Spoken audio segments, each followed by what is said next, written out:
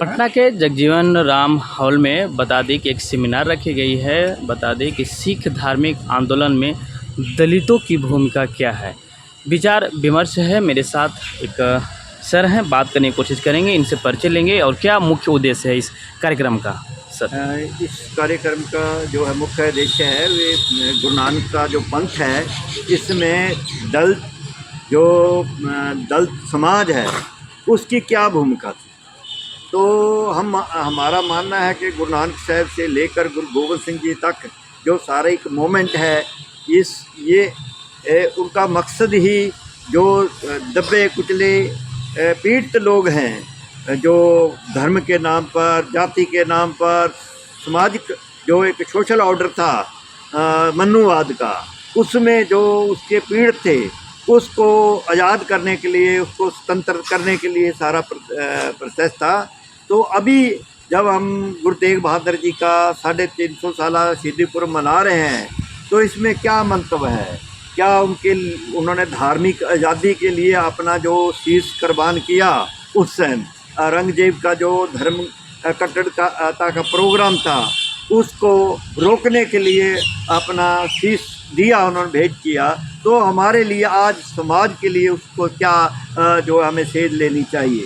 तो ये दबे कुचले लोग हैं जिनको नानकपंथी भी कहा जाता है, जो सारे भारत में फैले हुए हैं, जो अभी तक हजारों सालों के एक समाज की गुलाम अवस्था का शिकार होते आए हैं। तो उसमें क्या जो इनकलाब गुरु साहब जी ने किया था, उसके लिए उसकी समझ को जो फैला करने के लिए हम आए हैं। हम बताना चाहते हैं कि जो दलित समाज है भारत में, उसका क्या हाल है और पंजाब में क्या फ़र्क है। जो पंजाब में है, हमारा सबसे ऊंचा जो स्थान होता है जथेदार अकाल तख्त का आज की डेट में, उधर भी कई बार ऐसा हुआ है कि दलित समाज के जो लोग हैं उस संस्था पर, उस गद्दी पर विराजमान होते हैं। और पंजाब में जो बंदे बहादुर के बाद पहली जो है शुरू राज बन स्थापित किया गया, खालसा राज को बोलते, पहले गवर्नर भी वीर सिंह है, जो वो दलित और जो को ऊपर उठाने के लिए एक सिख मूवमेंट है। जितनी कुर्बानियाँ हुई, जो गुरु साहब जिन्होंने अपने आप को कुर्बान किया, वो सभी लोग सोसाइटी के लोग नहीं, गरीब लोग थे। और हम चाहते हैं कि अभी भी सिख धर्म है, क्योंकि पंजाब में उनके पास ज़मीन है, बाहर गए हैं लोग, तो का जो समाज है वो ऊपर उठ गया है। लेकिन हम बताना चाहते हैं ये बहुत 100 साल के इतिहास है। 100 साल पहले हम भारत के दलितों जैसे ही थे, लेकिन गुरु साहब की कृपा होने के बाद हम जो है हैं, और इसलिए जरूरी है सिख धर्म को समझने के लिए उनका सहयोग, दलितों उनकी मूवमेंट को, उनको आज़ाद कराना, उनको सही स्थान पर लगा। इसलिए हम ये आज का सेमिनार एक शुरुआत कर परिचय रहे दे दीजिए हैं। सर अपना। हाँ जी, परिचय दे देंगे। मैं केंद्रीय सिंह सभा, जो सारे हिंदुस्तान की सिंह सभाओं की सेंट्रल बॉडी है, उसका जनरल सेक्रेटरी हूँ। मेरा नाम डॉक्टर खुशहाल सिंह है। मैं चंडीगढ़ से आया हूँ। हम इस प्रोग्राम के लिए स्पेशल चंडीगढ़ से आए हैं। हमारी 15 व्यक्तियों की टीम पंजाब।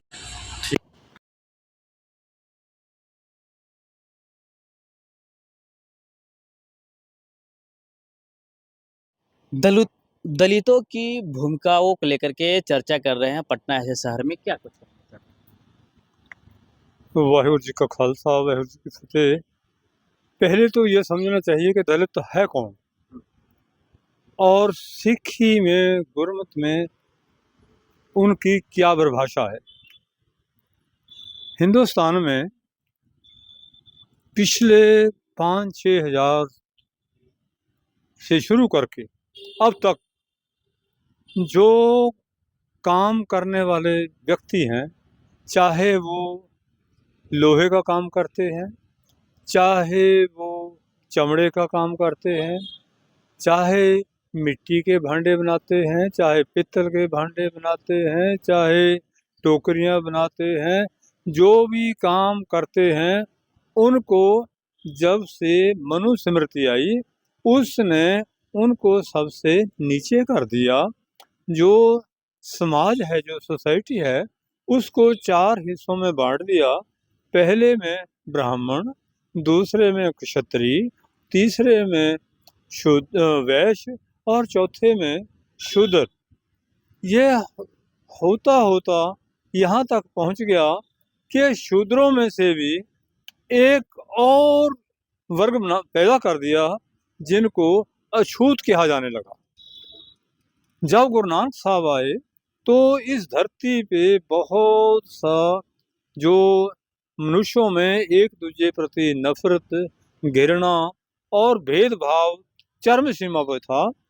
तो चाहे गुरु नानक साहब आप क्षत्रिय थे, पर उन्होंने पहला जो अपना वचन किया कि मैं नीचा अंदर नीच जात, नीची हूँ अत नीच, नानक तिनकै संग साथ, वड्डियां स्यों क्या रीस। कि मेरा संबंध जो है, मेरा जो मैसेज है, उन लोगों के लिए है जिनको नीचों से भी नीचे कहा जाता है। इसलिए मैं उनके साथ खड़ूंगा। लिए करने के लिए उन्होंने बहुत लंबा चौड़ा अपना एजेंडा बनाया।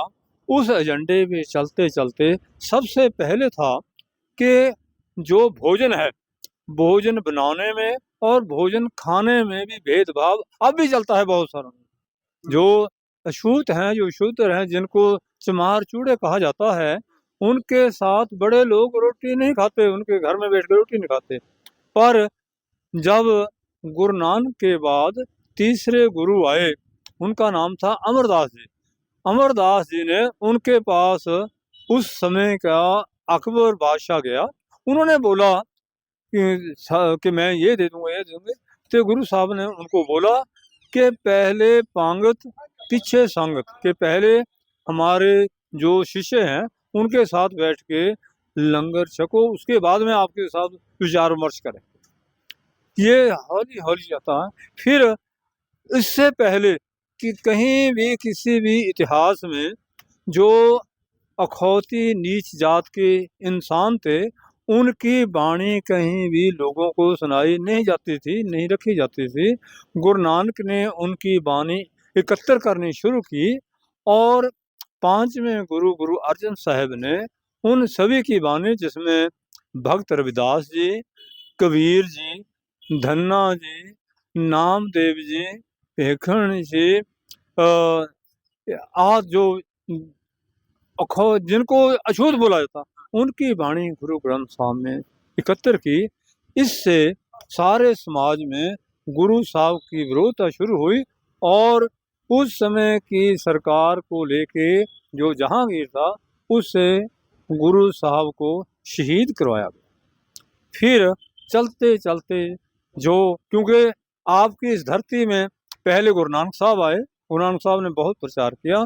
फिर छठे गुरु आए, फिर 9वें गुरु गुरु तेग बहादुर साहब इस पटने की भूमि में रहे। यहाँ ही 10वें गुरु का जन्म हुआ। और जो आखिर में गुरु साहब के गए यहाँ से, जो भाई जैता से, जिसको जैता जी बोलते हैं, वो आप यहाँ के नीच जात के बोले जाते थे। पर उन्होंने ही गुरु साहब 9वें गुरु का शीश लेके वो आनंदपुर साहब गए और गुरु साहब ने उनको रंगरेटे गुरु के बेटे कहा कि आप गुरु के बेटे हो। इसका असर क्या हुआ? इसका असर यह हुआ कि गुरु साहब के जाने के बाद हिंदुस्तान में जो पहली बार एक तरफ हिंदू राजे और दूसरी तरफ मुगल सरकारें, इनको इनके साथ खड़ने का, इनको चैलेंज करने का जो कार्य किया, उनमें एक है जस्सा सिंह आहलूवालिया, जो कलाल है। कलाल होता है जो घर में शराब बना के लोगों को करता है, उसको सबसे नीचे माना जाता है। वो पहला सिखों का सुल्तान बादशाह। फिर जो महाराणा रणजीत सिंह है, वो सैंसी है, सैंसी को भी बहुत नीचा बना। भंगी है, जो भंगी काम करते हैं, भंगियों की मिसल बने। ऐसे जो हैं जिनको इतिहास में देखा भी नहीं जाता था, गुरु साहब की वाणी के साथ उन्हों लोगों ऐसे बने कि वो राजे बन गए। ऐसे जो है ना सिख का विचार है वो ऐसे कार्य करता है। इसलिए आप जब तक दलित दलित कुछ नहीं होता, इंसान होता बराबर। ये हमने बना दिया कि दलित दलित कोई नहीं है। गुरु नानक साहब का जो संदेश है उसमें सभी बराबर हैं, भाई भाई हैं। एक पिता एक के हम बारक। जब एक पिता के बच्चे होंगे वो बहन भाई होंगे, उनमें कोई नीच ऊंच नहीं होगी। ऐसे जो भाई भाई का बनाना है, ये दलितों को जब तक ये बात नहीं मिलेगी, ये बात नहीं समझ लेगी, तब तक उनको रिजर्वेशन के साथ नौकरी मिल सकती है। पर जो सम्मान है, जो गौरव है, वो गौरव तभी मिल सकता है जे उनको कोई विचारधारा बराबर कर। अपना परिचय दीजिए। हाँ, मैं केंद्रीय श्री गुरु सिंह सभा का प्रधान हूँ, प्रोफेसर श्याम सिंह। ये केंद्रीय गुरु सिंह सभा जो है, हिंदुस्तान में बहुत सारी सिंह सभाएं हैं, उन सभी को नेतृत्व करती है, उनका संचालन करती है और उनको गुरु की बात बताती है। वाहिगुरु जी का खालसा, वाहिगुरु जी की फतेह।